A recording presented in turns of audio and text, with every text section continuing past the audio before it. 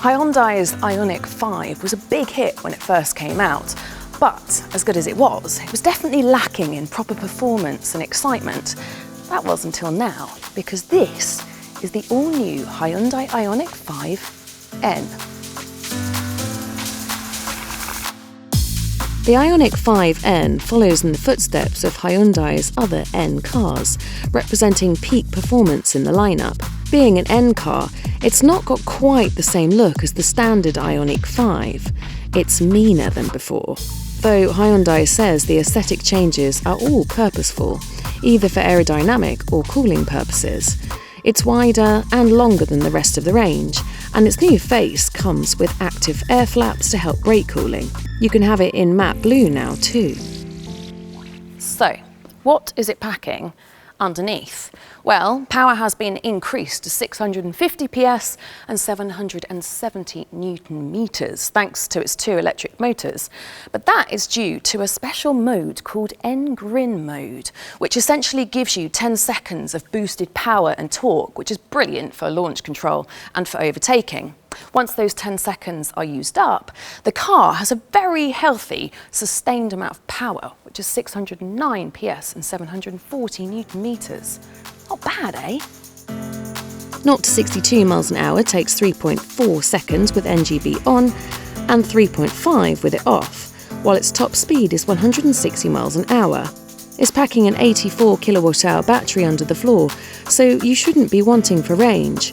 But Hyundai isn't quite ready to tell us how far it'll go on a charge just yet. You can get from 10 to 80% of charge in just 18 minutes with the right charger though. Inside, the car is very racy with these very nice lowered sport seats, this fixed centre console, new steering wheel with various different drive modes on, including the NGB, the N-Grin boost button. Then you've got these two N buttons down here, which basically means you can set the car to whatever mode that you want it to. Then you can get into it just with a push of a button. The Hyundai N has 3 pillars. The Ioniq 5N is designed to meet them all. So every car, apparently, needs to be a corner rascal, have racetrack capability, and be an everyday sports car. Now, the power will help with the everyday sports car thing, but corner rascal? A lot of work has been done to make sure it can tackle a corner in a rascalish manner. Its body has been reinforced to make it strong. Its new drive axles are WRC inspired to cope with the extra torque the motors put out. There's a new steering rack, chunky bucket seats, forged 21-inch alloys shod with Pirelli P0s, and a more highly tuned ESC setup. N-torque distribution allows torque to go anywhere it needs to go to keep the car on the straight and narrow. And there's something called the N-drift optimizer, which lets you fire lots and lots of torque to the rear, simulating a clutch kick, at which point you can hold ludicrous angles for as long as you like. Plenty of attention has been given to braking. I mean, you can't be a good corner rascal without good brakes, right? So there's 400mm discs on the front, 360mm on the rear. But that's only half the story, because Hyundai have put in a whole new regen system that not only cools the brakes, but also preserves the brake pads. And not only that, but apparently the regen is good enough to give you up to 0.6 G of deceleration. When it comes to being an everyday sports car, Hyundai have put a few tricks up the Ioniq 5N's sleeves. Now, EVs don't, of course, normally have gears, which does upset the purists, but this car has a virtual dual-clutch gearbox.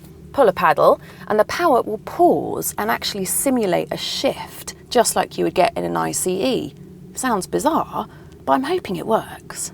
Right now, you might be able to hear the car's sound while it's idling, but when it's on the move, it has some very funky sounds, including the N Active Sound Plus, which basically makes it sound like an ICE, and 2 futuristic sounds, including supersonic, which makes you sound like you're in a fighter jet. And while you're pretending that you're in an F35, you might notice that the car occasionally encourages you to go into N mode.